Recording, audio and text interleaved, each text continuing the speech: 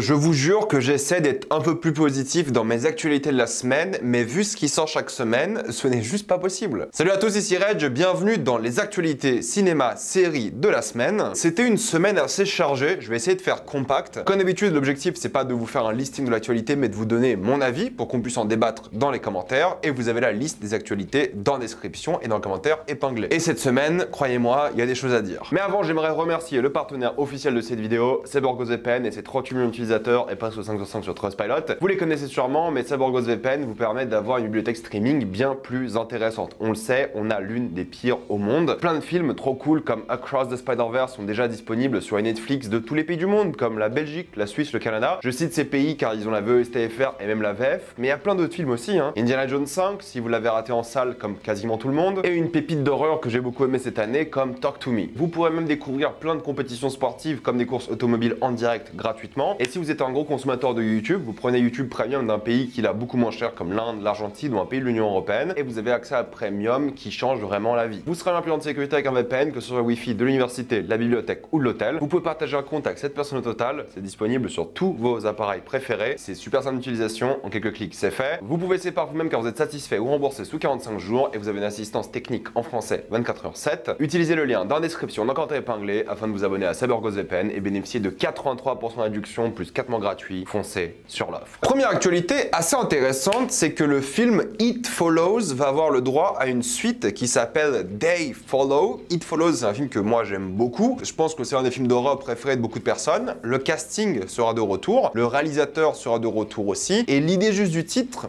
They Follow, ça indique qu'il y aura plusieurs virus, d'après moi, plusieurs MST. Alors pour les gens qui n'ont pas vu It Follows, ils doivent pas comprendre de quoi je parle, mais It Follows, c'est l'histoire de démons qui se transmettent via le sexe. Pour faire très simple, je vais pas vous en dire plus que ça, mais c'est le concept de base du film que je vous conseille beaucoup. Et le fait qu'une suite soit prévue, sortira sûrement l'année prochaine ou dans 2 ans, c'est sûrement une bonne nouvelle parce qu'il y a plein de films d'horreur qui mériteraient vraiment des suites. Donc je suis très content de cette nouvelle. De même pour Scarlett Johansson qui a décidé de porter plainte contre toutes les applications et sites internet qui proposent une version de Scarlett Johansson en IA. C'est-à-dire que tous les sites qui vont reprendre son image, qui vont reprendre sa voix pour X ou Y raison, elle va porter plainte contre tous ces sites. Alors je sais pas comment ça marche de manière pratique, mais c'est un message fort qui est envoyé, c'est-à-dire qu'elle ne laissera pas des IA, des gens qui veulent profiter de son image, l'utiliser sans rémunération, sans accord évidemment. Elle va peut-être autoriser certains cas, d'accord, mais dans la majorité des cas, elle va porter plainte et je suis très content pour elle. Elle devrait le faire et toute personne qui a une présence sur Internet devrait avoir cette protection. Les acteurs doivent être plutôt bien protégés légalement, mais il suffit qu'un jour, plus tard, dans quelques années peut-être, on fasse des deepfakes de vous, on utilise des IA pour reprendre votre voix et vous faire dire des choses horribles. Et dans beaucoup de cas, votre carrière est terminée. Même si vous n'êtes pas beaucoup présent sur Internet, votre carrière professionnelle, une vidéo IA qui est partie, c'est terminé. Il faudra vraiment se protéger contre ça et je pense que les acteurs sont des gros cibles de ça. On a vu beaucoup de deepfakes d'eux par exemple, même les réalisateurs, leur style qui est imité. C'est un peu plus compliqué de porter le plainte contre une utilisation de style, mais les gens qui reprennent clairement votre image, là je pense que ça peut le faire. Encore une fois, je sais pas comment ça marche en pratique, mais tout le monde va s'y mettre et c'est une très bonne nouvelle. Le scénario du film Ghost of Tsushima, qui est donc l'adaptation du jeu vidéo PS4, que je dois me faire d'ailleurs, et je me le ferai sûrement avant la sortie du film. Le scénario du film réalisé par Chad Stahelski est donc terminé, ou plus ou moins en tout cas, et ils aimeraient commencer la production du film, donc le tournage bientôt, ou au moins la pré-production. Personnellement, si la grève des acteurs s'arrête bientôt, sauf s'ils prennent des acteurs japonais qui sont pas soumis à la grève, mais ça m'étonnerait. Peut-être ils vont prendre des acteurs japonais connus aux États-Unis, qui seront sous contrat avec les États-Unis. Moi, je pense qu'une sortie fin 2025, c'est faisable s'ils commencent le tournage là début 2024. Je sais que beaucoup de personnes aiment le jeu, j'ai envie de me le faire et j'ai envie aussi de voir le film parce que j'aime bien le réalisateur. Il est surtout connu pour l'action et je pense que l'action peut être folle. Surtout que ce réal, on l'a déjà vu avec des katanas dans des films. Pas de suite pour l'étrange Noël de Monsieur Jack. Alors oui, c'est Henry Selick, le réalisateur qui en a récemment parlé. Il a pas envie de faire une suite, alors il reste ouvert à l'opportunité d'en faire une potentiellement, mais il est plus intéressé de faire un préquel. Il n'a pas de plan prévu, mais il a dit que si je dois faire une suite ou un préquel, je préfère faire un préquel. Pourquoi pas? Comment est-ce qu'il est devenu ce monsieur Halloween? Ça peut être intéressant. Yellowstone se finira en novembre 2024 lors de la diffusion de la dernière saison. Écoutez, je sais que beaucoup de personnes aiment cette série, il faut vraiment que je la commence un jour. Peut-être avant la fin, on verra bien. Mais 2 spin-offs ont été annoncés, 1944 et 2024. Je sais que l'autre spin-off avec Harrison Ford avait eu du succès, donc pourquoi pas. Je sais que c'est une série qui cartonne beaucoup aux États-Unis. Je vais peut-être m'y mettre cette année ou l'année prochaine, vous avez compris. Comme prévu depuis cet été, un film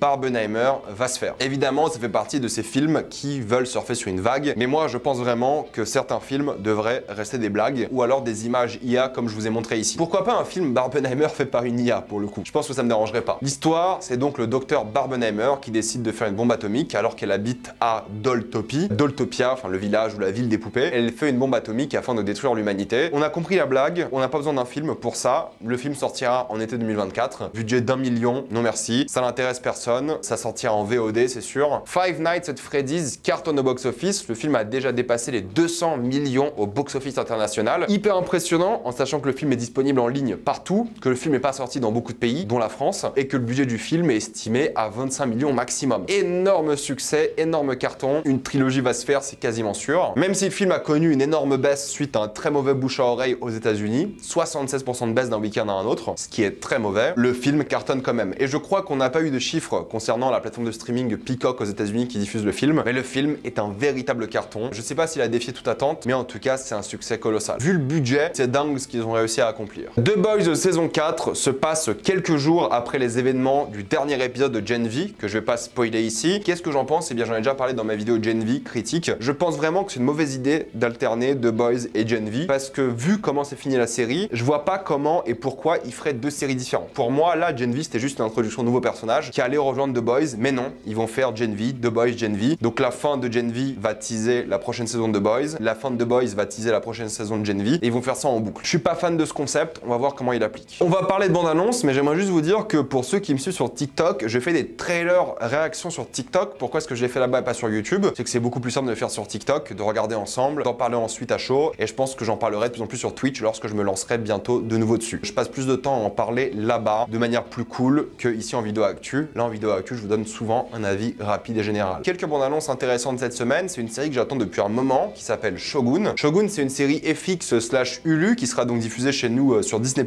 début février. Politique, guerre dans le Japon féodal pendant la période du shogunat. La série a l'air plus lente que ce que je pensais, a l'air plus dramatique que ce que je pensais. Je pensais que ça allait être plus une série d'action, mais tant mieux. Elle sera vraiment ancrée sur la politique. Et le seul petit bémol, je reconnais pas beaucoup le Japon. Et je me suis dit que c'était assez étrange parce que on dirait pas trop le Japon, en tout cas sur certaines séquences. Et oui, j'ai vérifié, ils ont filmé l'intégralité de la série à Vancouver, au Canada. Donc oui, il y aura des acteurs asiatiques, je sais pas s'ils sont tous japonais. C'est pas grave, si ça rend bien à l'écran, pourquoi pas. J'ai visité ni le Canada ni le Japon, mais j'ai pas l'impression que la vibe japonaise est bien retranscrite. On verra lorsque la série sortira, peut-être je vais me taire et j'aurai aucune critique à faire de ce point de vue-là, mais j'ai pas été extrêmement impressionné de cet aspect-là. Le reste a l'air cool, dramatique, prenant, j'ai hâte de voir la série. Le premier teaser de Kingdom of the Planet of the Apes, qui donc raconte la suite de la trilogie La Planète des Singes, la trilogie récente. Assez impressionné visuellement par les paysages, par l'ambiance, par les références à la saga originale, à quel point ils avancent dans la saga, à quel point ils gardent un peu les bases même de la saga. Le seul petit défaut que moi je vois à l'écran, à voir si c'est un défaut ou pas, faudrait que je revoie la trilogie originale, enfin originale, celle qui est sortie récemment, mais je trouve les singes un peu moins bien faits. Je les trouve très lisses, très propres, mine de rien. Il y a un côté qui fait très faux, où j'ai l'impression de voir un film d'animation plus qu'un film en live action. Il y a des personnages humains en live action, pas beaucoup, mais j'y vois plus un film d'animation. Ce qui me dérange un petit peu parce que les précédents films faisaient très réaliste. Encore une fois, c'est une bande-annonce, c'est sur YouTube, tout ça on verra en salle, ça sort en mai. Je suis pas inquiet par rapport à ça. Moi, ce qui m'inquiète, c'est que c'est le réalisateur de Labyrinthe. Ça, c'est beaucoup plus inquiétant. Mais sinon, ça a l'air plutôt pas mal et j'ai hâte de voir ce que ça va donner. Fall Guy a aussi eu le droit à sa bande-annonce par le réalisateur de Bullet Train, donc ceux qui ont aimé, je pense que vous allez aimer Fall Guy, j'imagine. Ça me donne pas spécialement envie. Alors honnêtement, j'aime bien le côté action, comédie, le côté cascadeur de film qui va vers une vraie mission. Mis à part ça, honnêtement, ça ne me passionne pas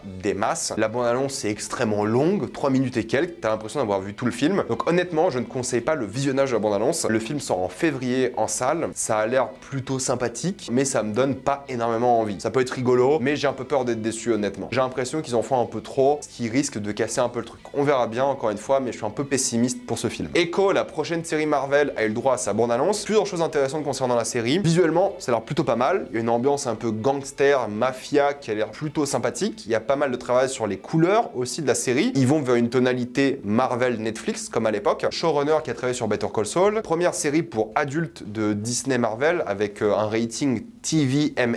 Évidemment, le retour de Fisk et de Daredevil. Un personnage issu de Première Nation qui vont vraiment utiliser, j'ai l'impression, dans le film. Son héritage va être bien utilisé et son côté aussi sourde qui va être bien utilisé aussi, j'ai l'impression, vu l'ambiance sonore de la série. La série me donne plutôt envie. Ça sera la première série Marvel diffusée d'un coup le 10 janvier, donc tous les épisodes seront disponibles. Et c'est potentiellement une bonne idée pour Marvel parce que lorsque tu regardes certaines de leurs séries, ça n'avance pas beaucoup d'une semaine à une autre. Et là, je pense que c'est le bon compromis. Vu qu'on parle de Disney, Echo sera la première série Marvel Spotlight. Spotlight sera un nouveau générique Marvel et une sorte de label qui sera sera destiné à des contenus, séries ou films, qui seront centrés sur une seule histoire. L'idée, c'est de permettre aux gens de regarder des séries sans avoir vu le reste du MCU. Une série Spotlight sera indépendante. Tout le monde pourra la regarder sans avoir justement d'expérience avec le MCU, et c'est un label intéressant. À voir si le grand public va le comprendre. Marvel vont sûrement le pousser sur la plateforme, mais c'est un choix intéressant et j'espère même qu'ils vont réussir à terme à faire des choses hors MCU. Un peu comme font DC, comme leur fameux Elseworlds. Mais pour l'instant, c'est une bonne direction pour Marvel. Le côté Spotlight, pas besoin d'avoir vu les 150 heures de contenu Marvel avant pour comprendre la série. Contrairement à beaucoup de films qui sortent en salle, hein, n'est-ce pas? C'est un peu une manière pour Marvel de contrer justement l'abus de contenu qui a commencé à noyer tout le monde. Il y aura la continuité du MCU et pour ceux qui veulent regarder des histoires indépendantes, il y aura Spotlight, ce qui est très bien. À voir comment ça sera utilisé. Mais si on parle de Marvel, il y a plein de mauvaises nouvelles les concernant et ils me dégoûtent. Les effets spéciaux de beaucoup de séries Marvel ne sont pas finis lorsque la série est diffusée. Ça, j'en ai parlé dans une vidéo où j'ai interviewé des artistes d'effets spéciaux qui ont travaillé sur des séries Marvel. Je parlais un peu des défis qu'ils avaient au quotidien, comme par exemple sur Ant-Man 3, ils travaillaient certains d'entre eux 14 heures par jour, parce que oui, Ant-Man 3 avait été avancé de quelques mois, et du coup, bah forcément, fallait qu'ils travaillent plus vite. Les conditions de travail sont exécrables, et vu que les séries ne sont pas terminées à temps, ils updatent les effets spéciaux des séries pendant la diffusion. C'est-à-dire que vous serez à votre 7e épisode de la série sur 10, et ils vont encore travailler sur les effets spéciaux du premier et deuxième épisode. Est-ce que c'est normal? La vérité est que non. J'espère que la syndicalisation des artistes va changer pas mal de choses, parce que c'est pas des conditions de travail acceptables. Tout ça pour voir Ant-Man 3 en avance. Enfin, il y a un moment, arrêtez quoi. Et si on parle d'Ant-Man 3, eh bien Marvel, avant même les procédures judiciaires de Jonathan Majors, ils réfléchissaient à le remplacer. Pourquoi? À cause justement du flop de Ant-Man 3. Est-ce qu'ils ont envie que leur méchant déjà se fasse déglinguer par Ant-Man dans un film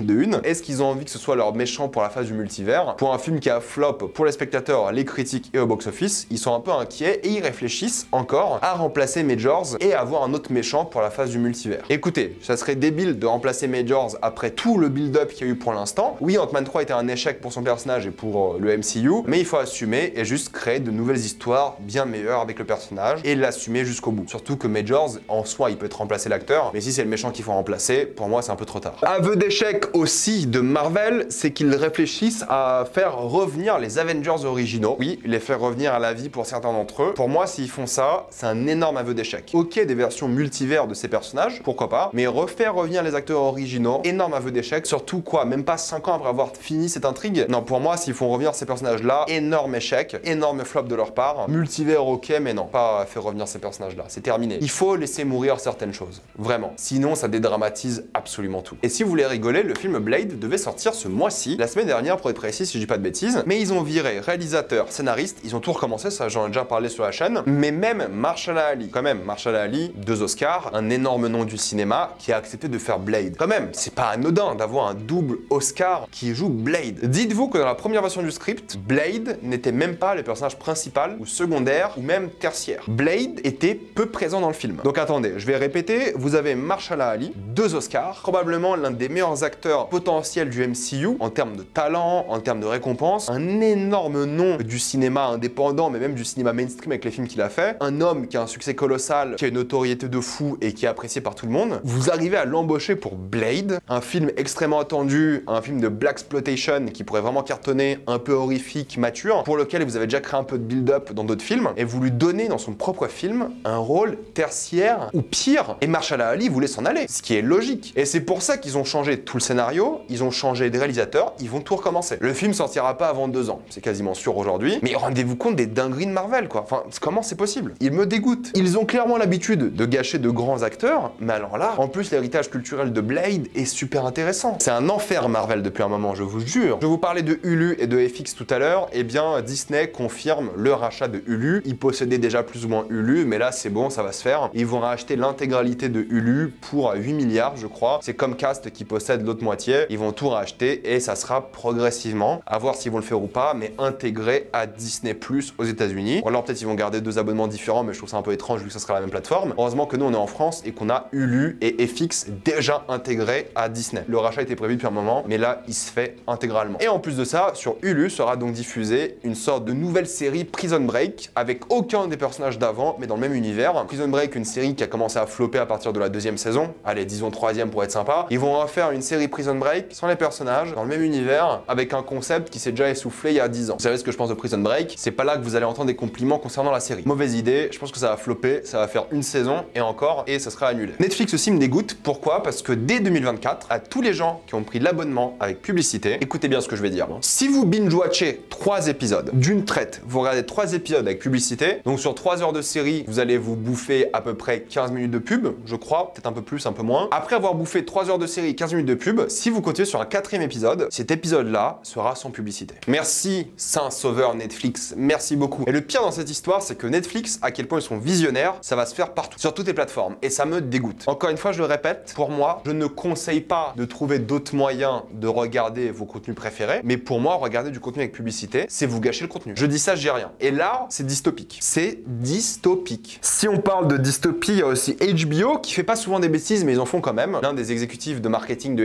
HBO a demandé à ses employés de créer des faux comptes pour réagir aux critiques négatives de personnes sur les réseaux sociaux. Il s'est excusé, il a dit que c'était pendant le Covid, il faisait que lire des critiques négatives, il a demandé à ses employés de faire des faux comptes et répondre à ces critiques négatives. Ça aussi, c'est dystopique et débile. Ils se sont excusés, ils ont apparemment tout supprimé. C'est déjà ça, mais franchement, quelle attitude de gamin. Putain, tu bosses chez HBO, la plateforme ultime, la chaîne ultime de télévision, et tu fais ce genre de truc, c'est stupide quoi. Je sais pas si c'est la même interview, pour le coup, je mélange un petit peu, mais ils ont dit, HBO, qu'ils n'ont pas peur de fatiguer la licence Game of Thrones, comme par exemple, tu vois, chez Marvel, Disney, tout ça. Pourquoi? Parce qu'ils ont dit que eux ne feront pas de série Game of Thrones pour remplir un calendrier. Ils n'ont pas l'ambition de dire, ok, là, il nous faut un Game of Thrones pour 2024, il nous faut une autre série Game of Thrones pour 2025. Ils n'ont pas cette ambition-là. La seule ambition qu'ils ont, c'est de faire de bonnes séries. Ils ont dit que s'il n'y a pas de bonnes idées, on fera pas de série Game of Thrones. Par contre, s'il y a de bonnes idées, on en fera. Et c'est pour ça qu'ils se dépêchent pas de faire des séries Game of Thrones, et c'est pour ça qu'ils n'ont pas peur de fatiguer les gens avec. Car justement, si la qualité est présente, les gens ne seront pas fatigués. Et il a raison. Je sais plus si c'est il ou elle, pardon, peu importe. Mais ils ont raison chez HBO. Et c'est ce que j'ai depuis toujours. Le problème de Marvel, c'est pas la fatigue qui est trop de contenu. Le problème de Marvel, c'est qu'il y a trop de contenu nul. Si tout le contenu qui sortait tout le temps était bien, exceptionnel, personne ne se plaindrait. Et au contraire, ça serait des éloges constantes. Et pour finir, Dune Sisterhood, qui est donc la série dans l'univers du Dune, qui sera pas par HBO mais par Max, visiblement. C'est un peu compliqué encore cette histoire, mais peu importe, on en parlera dans une vidéo peut-être dédiée un jour. Dune Sisterhood a eu plein de problèmes scénaristiques, plein de personnes créatives qui ont quitté la série, la direction de l'univers de Dune qui est un peu compliquée chez Max et la Warner, ils savent pas trop quoi faire. Elle sortira normalement à l'automne 2024. Normalement, ça se fera. Cependant, le titre va changer. Ça ne s'appellera plus Dune Sisterhood, mais Dune Prophétie. Dune, c'est sûrement plus adapté en série télé qu'en film. J'ai un peu peur vu les problèmes créatifs qu'il y a eu derrière, et je crois que c'est pas HBO mais Warner qui s'en occupe et donc Max, mais j'ai envie d'y croire. Vraiment. Je vais m'arrêter là, mettez-moi dans les commentaires ce que vous pensez de toutes ces actualités. Il y en a beaucoup, j'en suis conscient. Grosse vidéo, mais il y a eu beaucoup d'actualités. Et encore, je vous dis, je suis allé vite. Mettez-moi dans les commentaires ce que vous pensez de tout ça. Comme d'habitude, pensez à vous abonner à la chaîne pour voir les prochaines vidéos. Mettez un j'aime, ça aide beaucoup la chaîne. Suivez-moi sur tous mes réseaux pour plus de débats, critiques, actualités et concours. Et avant de quitter cette vidéo, pensez à utiliser le lien dans la description et dans le commentaire épinglé afin de débloquer toutes les plateformes de streaming en toute accessibilité et sécurité. Tout ça pour 2,03€ par mois plus 4 mois gratuits. Foncez sur l'offre. Et moi, je vous dis à la prochaine fois. Salut à tous.